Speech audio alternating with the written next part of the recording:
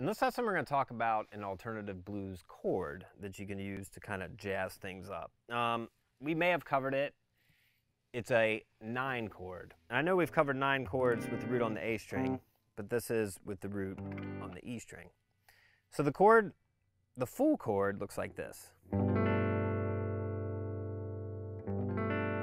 So I got 2nd fret, this is in the key of G, by the way, this is G9 chord. 2nd fret, I'm sorry, 3rd fret with my 2nd finger. I'm barring the 1st fret on this, I'm barring the 2nd fret with my 1st finger on the A, D, G, and B strings. And my 3rd finger's on the 3rd fret of the D string, and my pinky is on the 3rd fret of the B string.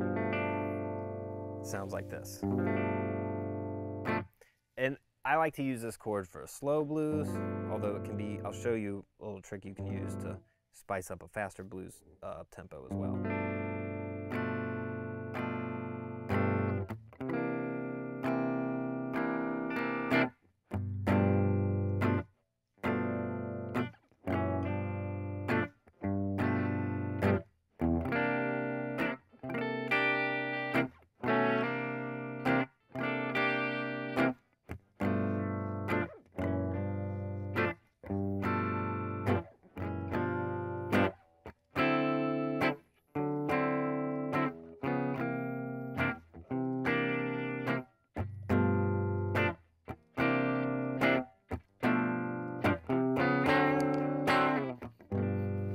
So it can basically be substituted for your 1 chord. So typically, and so far we've talked about dominant 7 chord, like this bar chord shape on the 1, so it would sound like this.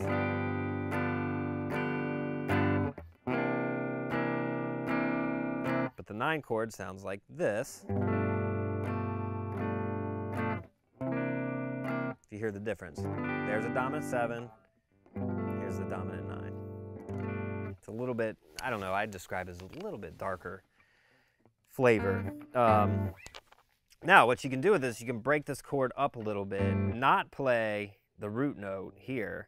So just bar the 2nd fret, A, D, G, and B strings, 2nd finger on the 3rd fret of the D string, 3rd finger on the 3rd fret of the B string. And you can play it like that. It's a little easier to finger it this way.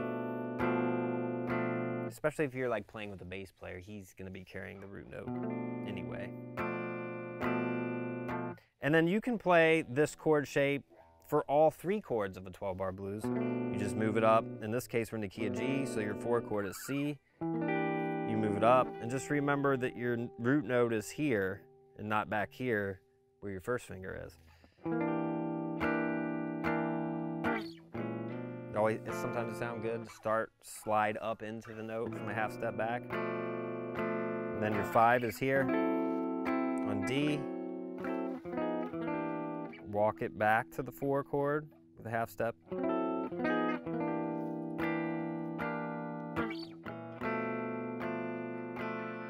Back to the 5.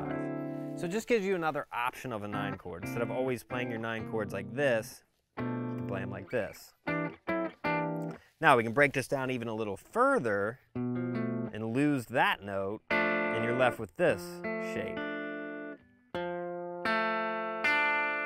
Okay, and this is easy to slide up. So you could get this sound.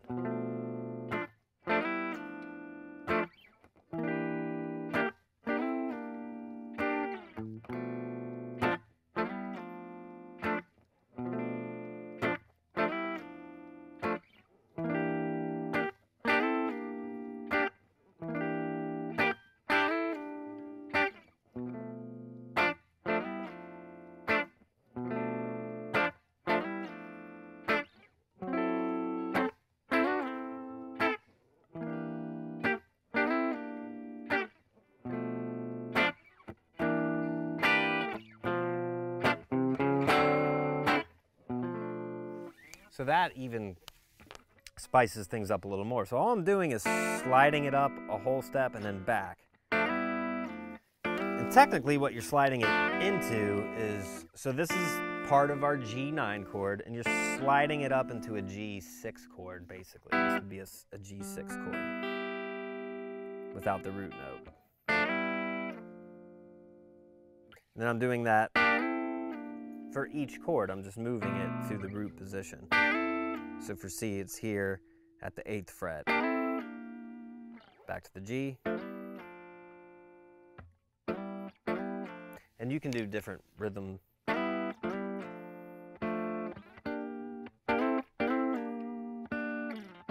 You can be as creative as you like to be with that little move. And that can be used in a faster blues too.